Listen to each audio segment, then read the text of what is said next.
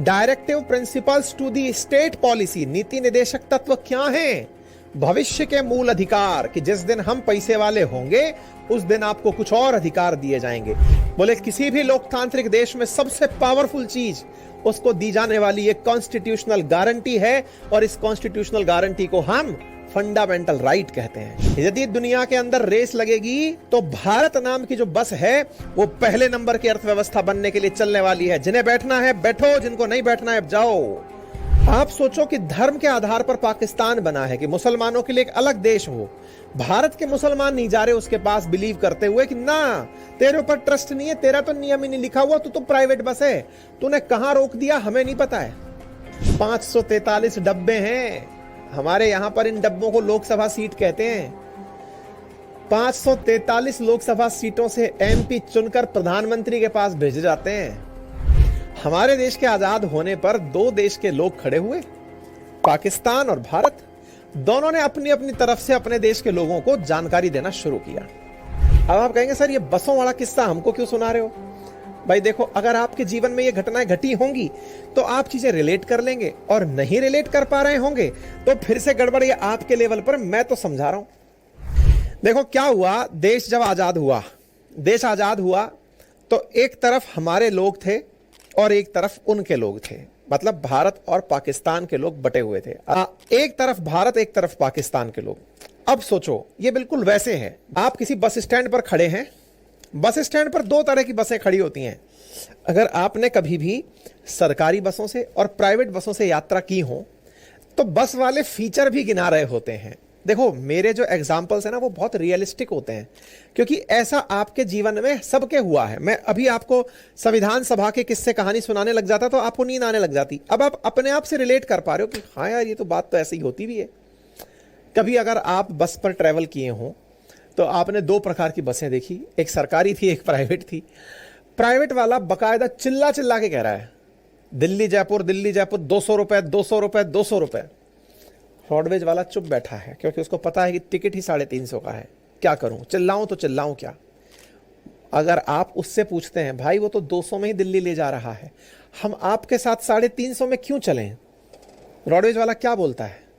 सरकारी है, गारंटी है, रास्ते में नहीं छोड़ दूंगा इन लोगों की तरह। भाई साहब इनकी बस खराब होगी ना, रास्ते में छोड़ के भाग जाएंगे। सवारी नहीं मिली ना, रास्ते में पूरी सवारी नहीं हुई तो रास्ते में ही छोड़ देते हैं, और फिर आप कुछ और कर नहीं सकते। हमारी तो सरकारी बस है भाई साहब, खाली भी हुई ना टाइम से चलेगी। हमको मतलब नहीं है कि बस भरे तो चलें। कॉन्फिडेंस देखो अब आप उनका। हमारी बस में सवारी बैठे ना बैठे, हमारा 11 बजे का टाइम है, डॉट 11 बजे ड्राइवर साहब हॉर्न मार देंगे। और सुनो, हम रास्ते में नहीं रोकते कि फलाने ने हाथ दे दिया आप रुक गए, ना ना ना ना, स्टैंड पर रुकते हैं। गाड़ी खराब होगी ना तो दूसरी बस में बिठाते हैं बकायदा। हम सरकारी है सर, मतलब थोड़ी है सरकार, ऐसी थोड़ी हम ज्यादा पैसे लेते हैं सर। हमारी सुविधाएं देखो। और बताएं आपको, आपके टिकट पे इंश्योरेंस लिखा है। अगर आप हमारी बस में बैठे और भगवान ना करे कुछ हो जाए आपके साथ, आपका जो टिकट है ना उसमें इंश्योरेंस का पैसा कट चुका है। प्रति सवारी राज्य सरकार इतना रुपया घर वालों को देती है। क्या बात कर दी आपने सर, ऐसे थोड़ी होता है सर। सरकारी में और प्राइवेट में बड़ा अंतर है। आप कह रहे हो अरे यार फसा जचा दी। अब प्राइवेट वाले के पास गए, हाँ भाई तेरी बस में क्या है, तेरी से क्यों चले? भाई साहब आप सुनिए उसकी बात। बोले हाँ सुनिए यार। उसने कहा सरकारी है, उसने कहा राइट टाइम चलेगी। अच्छा भाई साहब मैं गारंटी दे दूं आपको। भाई दे, तू भी दे। भाई साहब मेरी बस है ना उसकी बस से आगे ही चलेगी हमेशा। अगर वो 11 बजे चल रहा है ना, चलेंगे हम भी 11 ही। और वो कह रहा है रास्ते में हाथ दे देते हैं, ये कर देते हैं। भाई साहब टाइम की बात है ना, आपको तो पहले पहुंचना है ना। मैं कितनी जगह से सवारी लूं लेकिन टाइम पर उससे पहले पहुंचाऊंगा। और नहीं मिले इतनी सवारियों के सामने कह रहा हूं, अगर उनसे पहले बस नहीं पहुंचे पैसे ले लेना। यार गजब कॉन्फिडेंस है। अब फिर अटक गए हम। अब आप कहेंगे सर ये बसों वाला किस्सा हमको क्यों सुना रहे हो?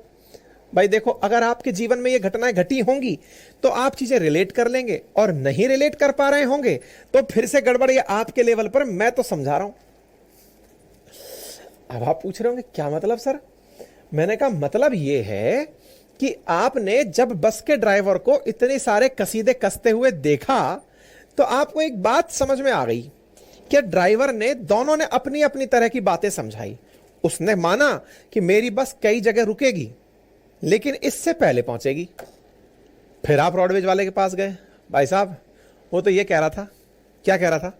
बोले वो ये कह रहा था कि आपको इतनी जगह पर कहीं पर भी रोकूंगा लेकिन उससे पहले पहुंचाऊंगा। फिर आपसे वो कहता है रोडवेज वाला, ठीक है भाई साहब चले जाओ, आप उसी के साथ चले जाओ, बस उससे इतना पूछ लेना कि टिकट पर सीट नंबर लिख के दे दे।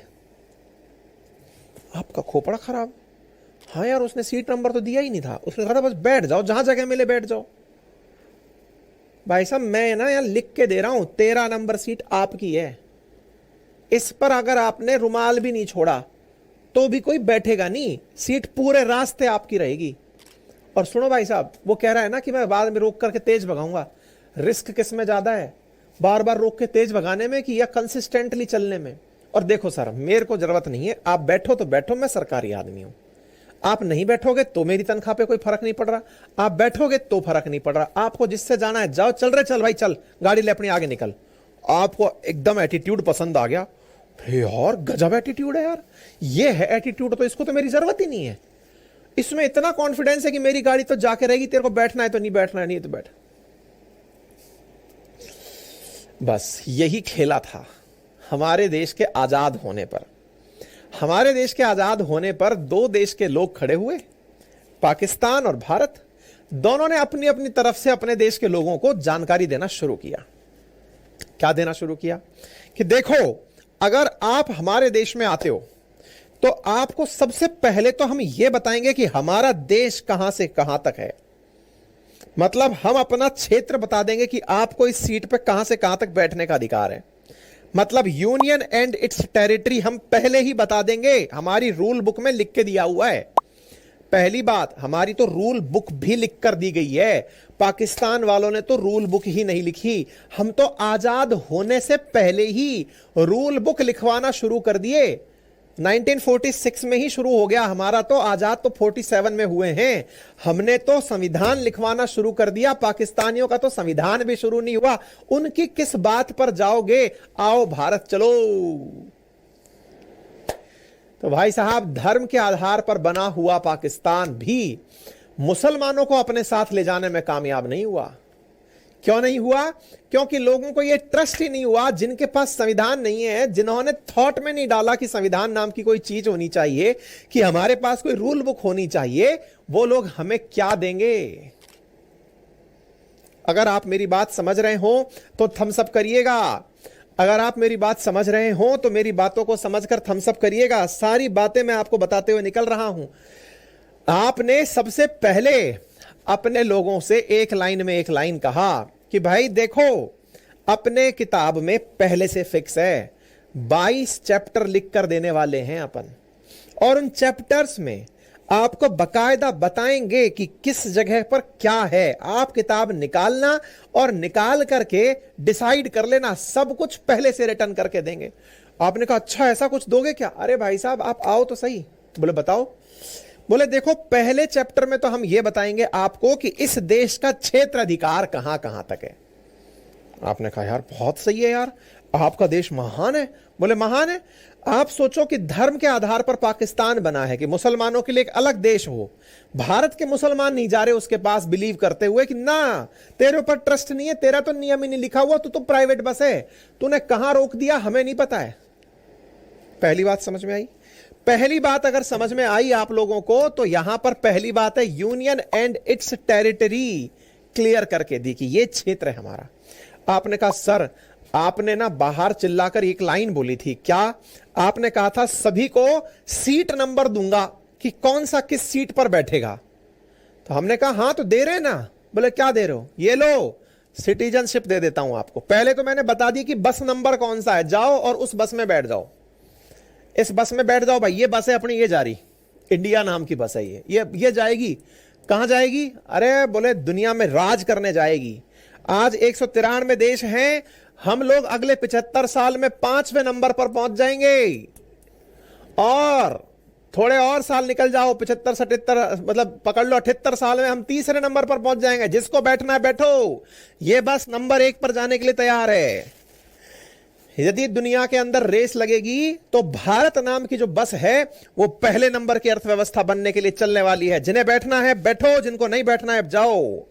ये देश ऐसा है जिसमें जिसको बैठना है बैठो, हमें कोई दिक्कत नहीं। मजा आ गया यार। सवारियों ने कहा वाह भाई साहब मजा आ रहा है।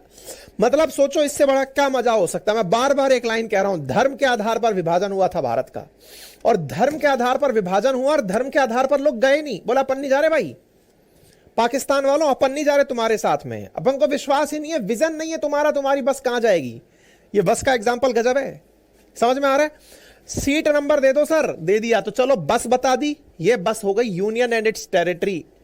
हमने बकायदा रूल बुक लिखी है और उस रूल बुक के अंदर पहले यूनियन एंड इट्स टेरिटरी बता दी कि ये तो बस है तुम्हारी। उसके बाद बता दी कि सर ये अपनी सीट है, जाके बैठो, सिटीजनशिप दे दी तुमको, मस्त रहो देश के अंदर, सिटीजन हो, तुम्हारे पास सीट नंबर है।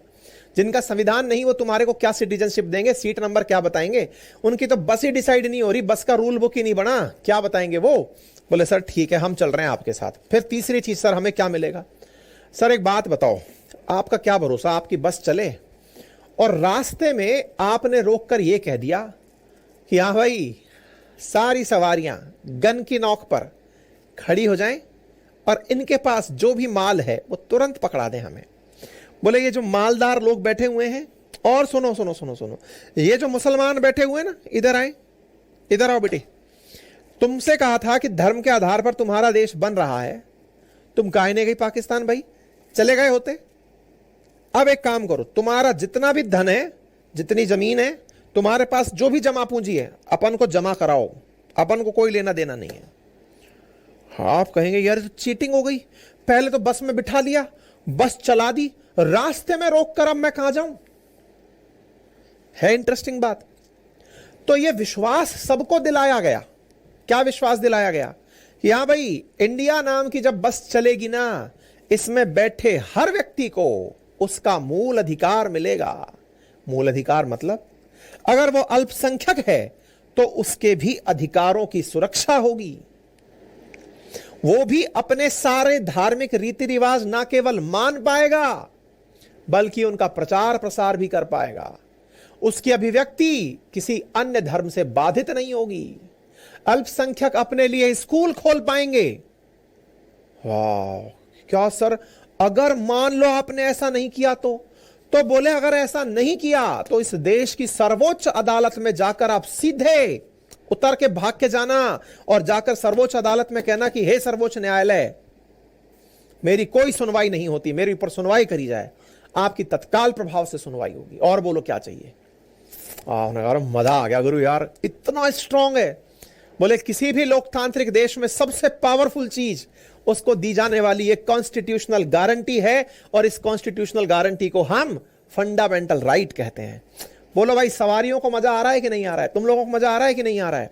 कि यार बताओ, बस बता दी, सीट बता दी, अब सीट के साथ कह रहा है कि लोड मत लो, तुम्हारे नियम फिक्स हैं, तुमसे कोई अधिकार नहीं छीन सकता।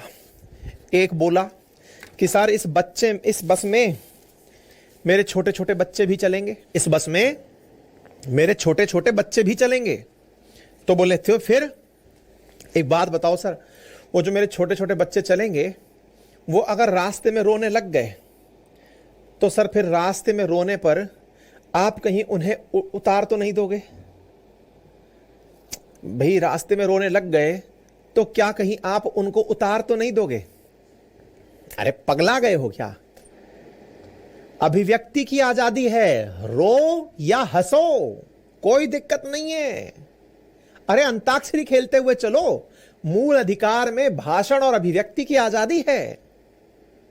सर एक वृद्ध भी है हमारी गाड़ी में, रास्ते में उसे कुछ हो गया तो अरे रूल बुक में जीने की गारंटी है, राइट टू लाइफ है, आपको जीवित रखने का यथासंभव इस बस का मालिक, इस बस का ड्राइवर प्रयास करेगा। वाह सर वाह, मतलब इतनी गारंटी? बोले इतनी गारंटी है सर, मजा आ रहा है, मतलब आपकी बस में बैठने का फुल मन कर रहा है। बोले बैठ जाओ फटाफट, बैठ गए साहब सब लोग।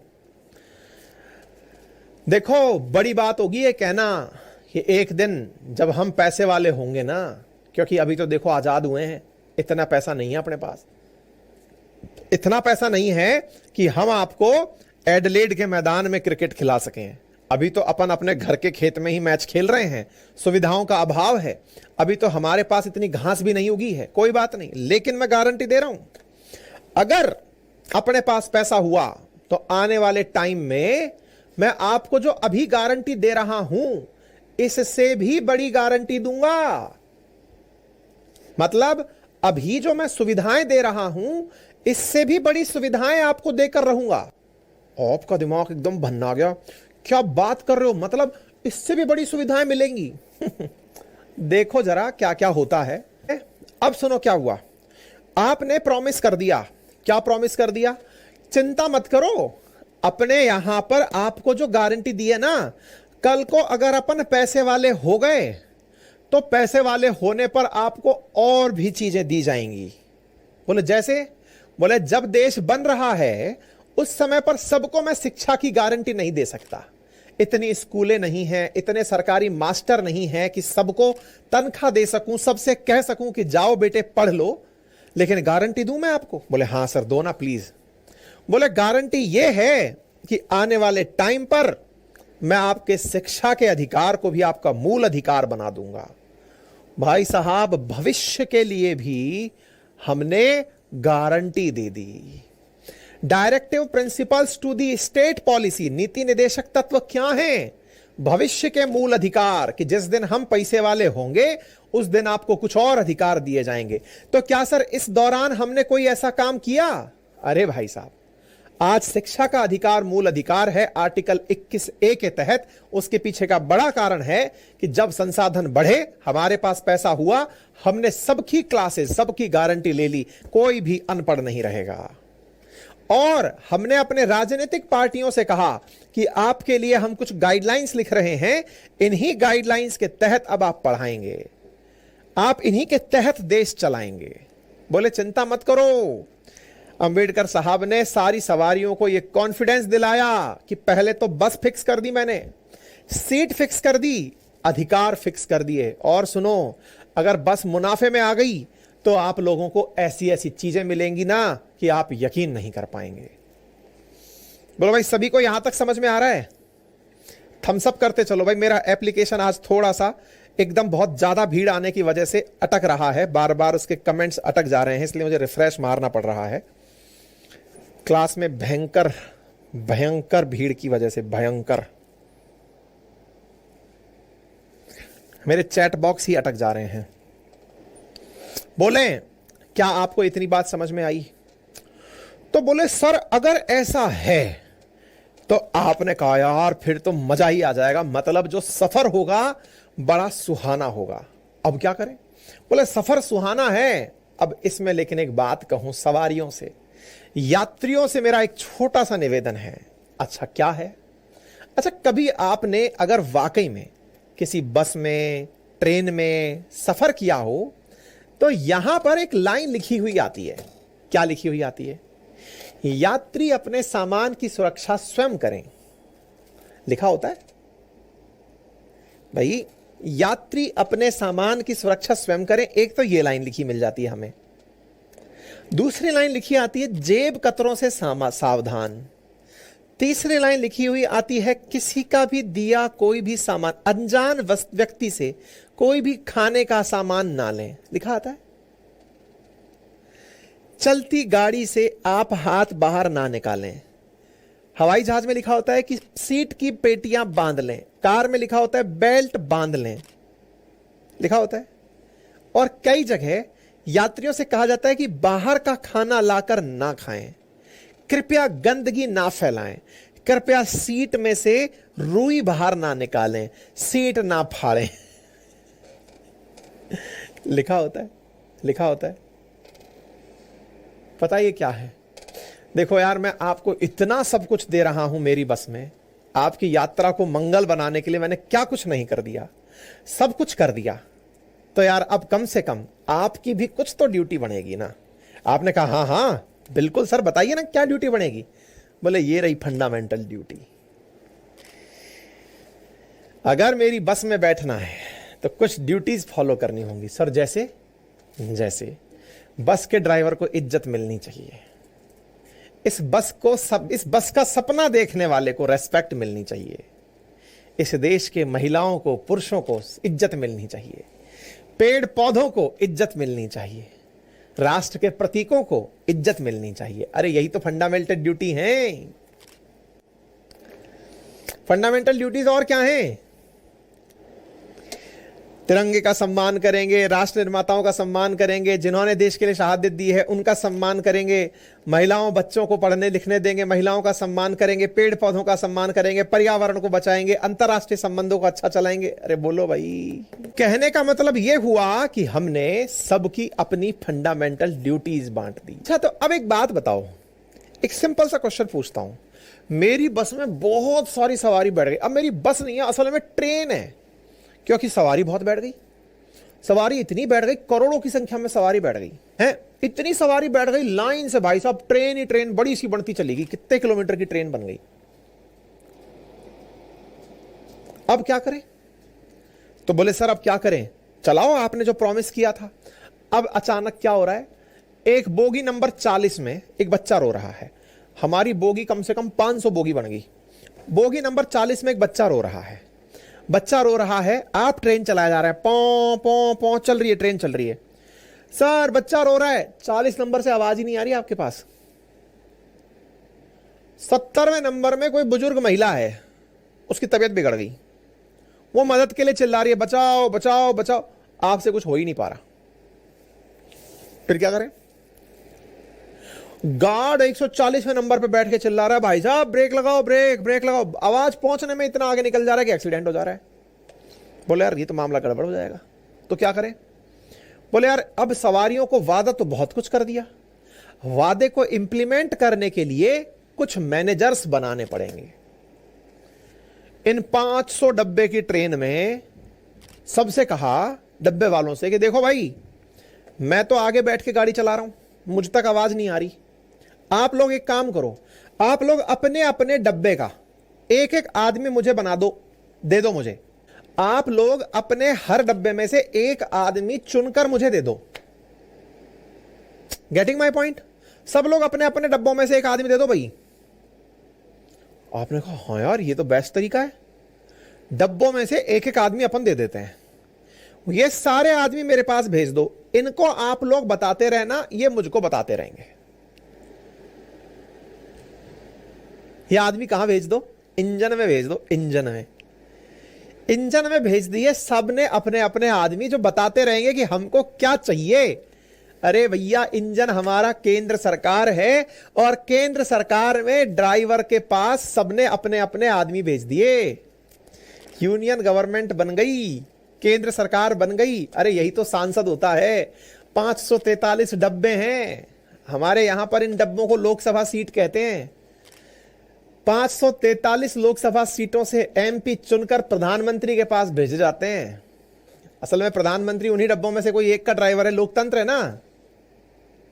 लेकिन समझो ड्राइवर तो एक बैठा है, लेकिन उसके साथ 543 लोग आ गए। भाई साहब बताइए, हम बताते हैं गाड़ी कैसे चलानी है। अरे यही तो होता है यार।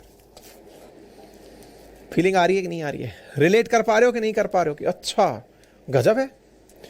फिर आपने कहा सर हम तो आ गए आपके पास चलाने के लिए, लेकिन सर हर डब्बे में ना कम से कम 72 सीट है, 72 पैसेंजर्स बैठे हैं इस रेल में सर, एक डब्बे में। मैं उदाहरण ले रहा हूं, आप रिलेट करते चलना, सब बातें समझ जाओगे, और कितना अच्छे से समझोगे कि आप भविष्य में कभी नहीं भूलोगे। तो बोले हाँ तो फिर सर मेरे को ऐसा लगता है कि उस डब्बे पर भी एक आदमी वहीं बिठाओ। बोले उससे क्या होगा? सर एक डब्बे पे नहीं तो 5 डब्बे पे बिठा दो। एक आदमी ऐसा बिठाओ जो कि वहीं पर रहे और वो उन्हीं लोगों की बातें सुने, और वहां पर उनकी लोकल बातें, जैसे पानी नहीं आ रहा, लाइट नहीं आ रही है, कोई सिक्योरिटी का इशू हो गया, कोई ने किसी का सामान छीन लिया, लड़ाई झगड़ा हो गया, मार पिटाई हो गई, तो सर उनको वहीं पर हैंडल कर ले। किसी को सीट नहीं मिल रही, कोई खड़ा चल रहा है तो बैठ जाएगा। हाँ, बोले यार ये तो बहुत सही है, आइडिया तो सही है। तो बोले क्या करें? तो बोले सर राज्य बनाओ। इन 543 डब्बों में से आपने एक एक आदमी बुला लिया, लेकिन अब एक काम करो सर, कुछ डब्बों को मिक्स करके एक स्टेट बना दो और उस स्टेट की अपनी गवर्नमेंट बना दो। बोले बात तो सही है, क्योंकि तुम तो मेरे पास रहोगे, उनकी कौन सुनेगा, उनकी कौन सुनेगा? तो बोले राज्य सरकार बनाओ। कितनी बना दी? 28 राज्य सरकारें। लेकिन सर मैं एक बात बताऊं क्या? बोले हाँ बताओ ना। सर पता चले कभी कभार ऐसा होता है, ये राज्य वाले लोग इस ट्रेन में से अपने डब्बों को ऐसा समझ सकते हैं कि अपन का ही शासन है, उस इंजन ड्राइवर को तो कुछ पता ही नहीं है कि मैं क्या कर रहा हूं। कुछ ऐसा करना पड़ेगा सर, बीच बीच में एक आध डब्बा अपन को अपना रखना पड़ेगा। क्यों? क्योंकि भारत में इतना बड़ा भारत है, आप तो दिल्ली में बैठे हो सर, 28 राज्य वाले लोग अपना अपना राज्य चला रहे हैं, हर मुख्यमंत्री सोच रहा है अपुनिच भगवान है। सर ऐसे में देश की इतनी सारी सीमाएं हैं, इतनी बड़ी सीमा दक्षिण मतलब समुद्री सीमा, इतनी बड़ी जो है इंटरनेशनल सीमा है, ऐसे में सर कोई भी राज्य गलती से गुस्ताखी कर दे तो सर कुछ जगह तो आपको अपने डब्बे रखने पड़ेंगे, जहां से सीधा आप कंट्रोल करो और इनका पता चलता रहे। बोले जैसे? बोले जैसे अंडमान निकोबार पकड़ लो सर, बंगाल की खाड़ी सेट है, उससे बाहर नहीं निकल पाएगा कोई। दक्षिण भारत में पौंडीचेरी पकड़ लो, 3-4 राज्यों में फैली पड़ी, पकड़ लो सर उसको। केरल, तमिलनाडु, आंध्रा एक ही बार में सेट है सर, सबकी सब सेट है। बोले यार बात तो सही कह रहे हो।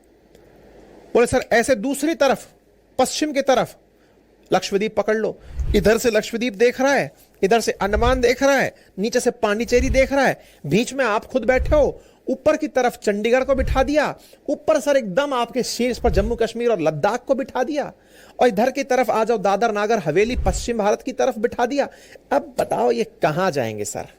इनके बीच में अपन ने अपने आदमी घुसा दिए। क्यों? क्योंकि आप तो बिजी हो गाड़ी चलाने में, ये स्टेट वाले सोचे कि हमारे पास तो अपनी शासन है, पुलिस हमारी अपनी है, हम अपने हिसाब से कुछ कर सकते हैं, सब में अपने अपने आदमी डाल दो सर। इसलिए पंजाब हरियाणा के बीच में चंडीगढ़ घुसा हुआ है, हरियाणा, राजस्थान, उत्तर प्रदेश इनके बीच में दिल्ली घुसा हुआ है, गुजरात, महाराष्ट्र, दादर नागर हवेली, दमन दीव घुसा हुआ है, तमिलनाडु, आंध्रा, केरल, पांडिचेरी घुसा हुआ है, अंडमान निकोबार पश्चिम बंगाल को पकड़ के बैठा हुआ है। बोलिए हैं? नीचे की तरफ लक्षद्वीप, इन गोवा, कर्नाटक इन सबको रोक के बैठा हुआ है। ऊपर जम्मू कश्मीर में जम्मू कश्मीर और लद्दाख पूरा ऊपर से नीचे देख रहा है। बोलिए बोलिए, समझ में आ रहा है कि हम वैसे ही ऊपर जा रहे हैं? तो बोले फिर? तो बोले सर अपना आदमी छोड़ना पड़ेगा, यूनियन टेरिटरी छोड़नी पड़ेगी। आपने पॉलिटी इतनी मजेदार बना दी कि कभी भूल नहीं पाएंगे। मैं कह रहा हूं आप हर किसी को समझाओगे, ये इतनी जबरदस्त स्टोरी मैंने आपको बना दी है कि बस इस स्टोरी को आप लोग अपने दिमाग में हमेशा के लिए बैठा लोगे। बिठा लिए? अच्छा सर मेरी एक बात थी, बुरा तो नहीं मानोगे? मैंने कहा बताओ भाई, बुरा नहीं मानेंगे। सर हमने अपने यहां पर राष्ट्रपिता की उपाधि दी है गांधी जी को। बोले हाँ दी है। गांधी जी का कहना था देखो आप चाहे इंजन चला रहे हो, वो जो 543 डब्बे हैं ना, उनमें बैठी हुई जो जनता है वो खुश है कि आप इंजन चला रहे हो, बढ़िया दौड़ा रहे हो, बढ़िया दौड़ा रहे हो, आगे लेके जाओगे, सब सही है। लेकिन एक गड़बड़ है सर। बोले बताओ क्या है? सर ना आदमी जो डब्बों में बैठा है ना, उसके मन में भी तो है कि वो देश चलाए। तो बोले वही तो चला रहा है, उसी ने तो अपने लोग निकाल के ऊपर भेजे हैं। नहीं सर आप समझ नहीं रहे। जैसे देखो आपने 5 डब्बे उठाए, 20 डब्बे उठाए, उठाकर आपने एक स्टेट बना दिया कि लो तुम चलाओ। लेकिन सर हर आदमी उस पर शासन कर रहा है। आप भी टेक्निकली 543 डब्बे चला रहे हो, आपको पता ही नहीं कि मेरे यहां पर मेरी खातेदारी में क्या दिक्कत आ गई। सर आपको पता ही नहीं कि मेरी नाली का पानी उसके घर में घुस गया। सर मेरे यहां कल मलेरिया फैल गया, आपको कैसे पता चलेगा? सर वास्तविकता भी है सर, कैसे आप तक कैसे पहुंचेगा? बताओ ना, आप बताओ सर। तो बोले सॉल्यूशन दो, क्या हो सकता है? बोले अपने राष्ट्रपिता ने एक बात कही थी। बोले क्या कही थी? तो बोले सर अपने राष्ट्रपिता ने कहा था कि लोकल सेल्फ गवर्नमेंट जब तक नहीं होगी। बोले मतलब?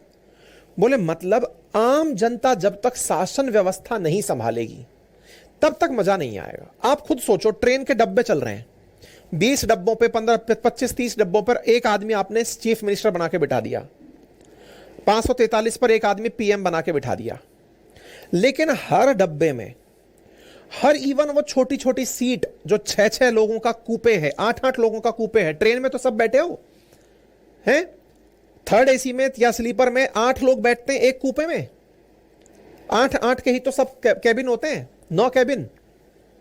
तो बोले सर उस 8 के अंदर भी तो आपने कभी सफर किया हो तो सर लोग पत्ती खेल रहे होते हैं, एक आदमी वहां पे बैठ के प्रवचन दे रहा होता है, एक आदमी इतना ज्ञाता बना बैठा होता है कि उसको उस रूट की सभी ट्रेनों का ज्ञान है, उसको देश की राजनीति का ज्ञान है। आपने सर ट्रेन की यात्रा तो की होगी। मैंने कहा बहुत किया यार। तो ट्रेन की यात्रा में क्या कभी आपने ये नहीं देखा? हमने कहा क्या, कि कैसे लोग बातों में इतने व्यस्त होते हैं। हमने कहा यार बात तो सही कह रहे हो यार, ये तो तुमने बहुत सही बात की। तो सर उनका भी तो अपना एक नेता टाइप का आदमी होता है, हैं? हमने कहा हाँ यार बात तो सही है। सर आपने 25-30 डब्बों का एक मुख्यमंत्री बना दिया। मैं तो कह रहा हूं सर हर डब्बे में 8-8 के तो 7 कूपे हैं, 9 कूपे हैं। फिर सर उनको भी तो मन करता है वो भी नेतागिरी करें, और बात तो सही है। तो सर फिर लोकल गवर्नमेंट अपने राष्ट्रपिता चाहते थे, सबको पंचायती करनी है सर, तो फिर क्या करें? तो पंचायती कराओ यार, क्या किसने रोका है? लो सर जी पंचायती कराते हैं, पंचायती राज। यानी पंचायत खुद से खुद का डिसीजन ले रही है। आप देख रहे हैं कैसे केंद्र बना, राज्य बना, यूनियन टेरिटरी बनी, पंचायतें आ गई। लेकिन सर मैं एक बात बताऊं, सारी ट्रेनों में एक कूपे के अंदर 8 सवारियां हो जरूरी नहीं है।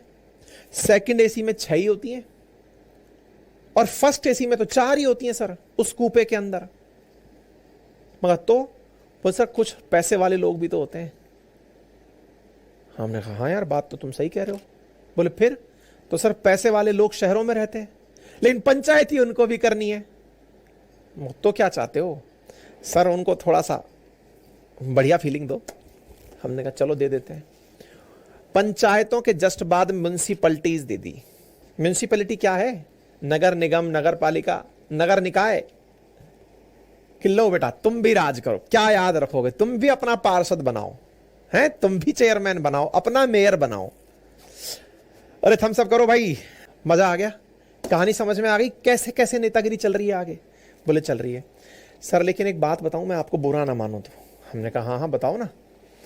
सर आपको एक बात समझनी चाहिए, आपने ना स्लीपर, थर्ड एसी सब समझ लिया, लेकिन असली भारत कहां है? मैं कहा मतलब? सर असली भारत कहां निवास करता है? मैंने कहा गांवों में। अच्छा, और सर गांव कहां है? मैंने कहा जंगलों में। भाई खेत जंगल यही तो गांव है। बोले अच्छा, और असली ट्रेन कहां से चलती है सर, आप ये भी बता दो।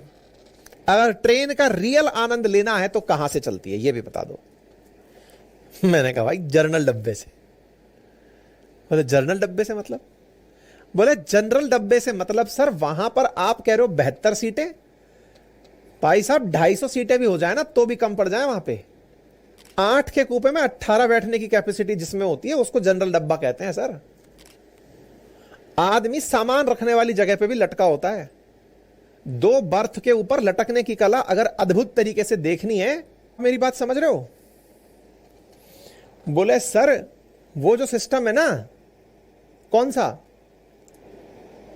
जो जनरल डब्बे में मिलता है, असली सफर अगर करना है, और मैं सच बता रहा हूं, जीवन में अगर कभी भी आपको मोटिवेशन चाहिए, जैसे कहते हैं ना, अगर कभी निराश हो तो गांव जाके समय बिता के आओ, पता चलेगा कि प्रकृति क्या है, लोग कैसे हैं, कितना अपनत्व रखते हैं। ऐसे ही अगर सफर का असली आनंद लेना है तो बोले कभी जनरल डब्बे में जाओ, जनरल डब्बे में जाओ। लेकिन सर ध्यान रखना, जनरल में इस बात पे खून खराबा हो जाता है। किस बात पे? कि मोदी सही है कि राहुल गांधी सही है। ट्रेन ये पहले पहुंचेगी कि वो पहले पहुंचेगी? कौन सी ट्रेन में बढ़िया सफर होता है, कौन सी ट्रेन के लिए दूसरे ट्रेन को रुकवा दिया जाता है? आप में से भी अगर जनरल का सफर आपने कभी किया हो तो याद करिए कि वहां 2 तरह की बातें होती हैं, या तो राजनीति चल रही होती है या ट्रेन चल रही होती है। ट्रेन की बातें आहा क्या लेवल पर बातें होती हैं, और राजनीति में तो भाई साहब एक से बढ़कर एक ज्ञाता जनरल डब्बे में बैठे होते हैं, देश चल वहां से रहा है। तो बोले भाई ऐसा करते हैं, इनके लिए एक अलग एरिया बना देते हैं। बना दो sir, schedule and tribal area. इनके लिए, इनके क्षेत्र में कोई नहीं एंट्री करेगा। मैं तो कह रहा हूं सर, जान बचे तो लाख उपाय, इनके लिए अलग क्षेत्र रख दो, नहीं तो आप मारे जाओगे। मैंने कहा हाँ यार भाई साहब, थैंक यू सो मच, आपने मेरे को बचा लिया। तो सर देखो, मैंने सब बचा दिया आपका, केंद्र बना दिया, राज्य बना दिया, यूटी बना दिया, पंचायत बना दिया, म्यूनिसिपैलिटी बना दिया, और अब मैंने आपको ट्राइब्स भी दे दी। हाँ यार थैंक यू सो मच यार। अब सर सब बन गए, सब अपने अपने में बन गए। देश ऐसे बनता है क्या? तो मैं कहा देश कैसे बनता है? अरे थोड़ी सी दोस्ती यारी भी तो करवाओ सर। आप प्रधानमंत्री बन के बैठे हो, मुख्यमंत्री से बात ही नहीं कर रहे, ऐसे चलता है क्या? मैंने कहा नहीं नहीं यार, ऐसे तो नहीं चलता है। तो बातचीत करो। हमने कहा लो करा देते हैं, यूनियन की स्टेट से बातचीत कराओ साहब, दोस्ती कराओ यूनियन और स्टेट में। कैसे? सबसे पहले यूनियन गवर्नमेंट थी, फिर स्टेट गवर्नमेंट थी, सबकी व्यवस्था हो गई, पूरी ट्रेन अरेंज हो गई। उसके बाद बोले यूनियन में और स्टेट में मित्रता करा दो, करा दी। Relation between union and state, thumbs up करते चलना भाई।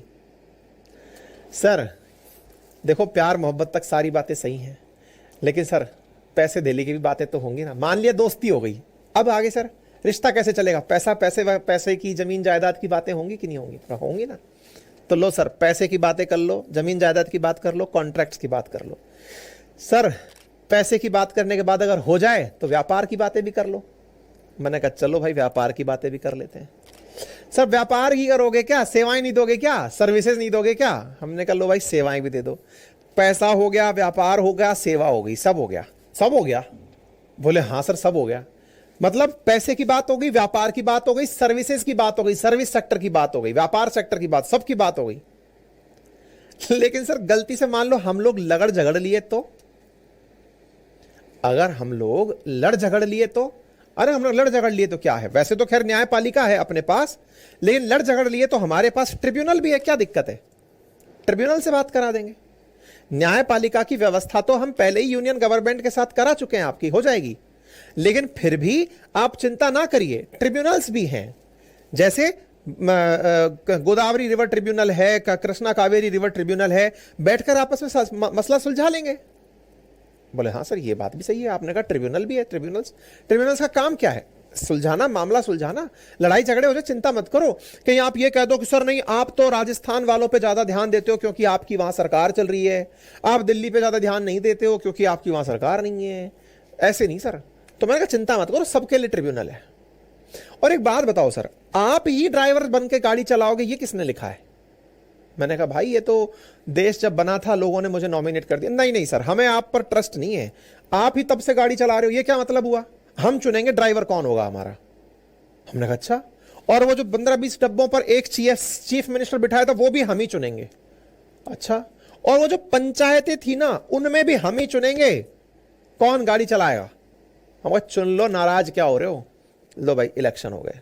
हाँ जी, 15 पार्ट हमारे संविधान में, कुल 22 पार्ट है। 15 पार्ट तक तो आपको छींक भी नहीं आई, पता भी नहीं चला, आपको सारे के सारे 15 पार्ट कहानी की तरह आपके दिमाग में आ गए।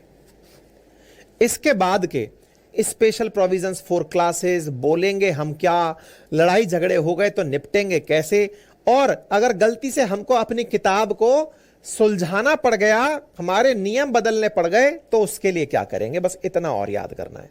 तो भाई साहब पार्ट 20 हमारे अमेंडमेंट को देती है। गलती से कोई लड़ाई झगड़ा हो गया तो इमरजेंसी कैसे होगी, उसके लिए पार्ट 18 है। इलेक्शन के बाद में पार्ट 18 और 20 और याद कर लो, आपका पूरा काम बन गया है। मेरे प्यारे साथियों, जो रूल बुक हमने लिखी थी जिसे हम संविधान कहते हैं, उस संविधान के अंदर कुल 395 आर्टिकल डे 1 पर लिखे गए थे। उस रूल बुक के अंदर कुल मिलाकर 22 चैप्टर्स लिखे गए थे जिन्हें 22 भाग कहते हैं। आज ये 22 भागों की संख्या 25 हो चुकी है। 25 भागों के अंदर भारत का संपूर्ण संविधान लिखा गया है। संविधान में इस प्रकार से ये सारे पार्ट्स लिखे हुए हैं। कौन से पार्ट में कौन सा आर्टिकल आता है ये आपको याद करके आना है।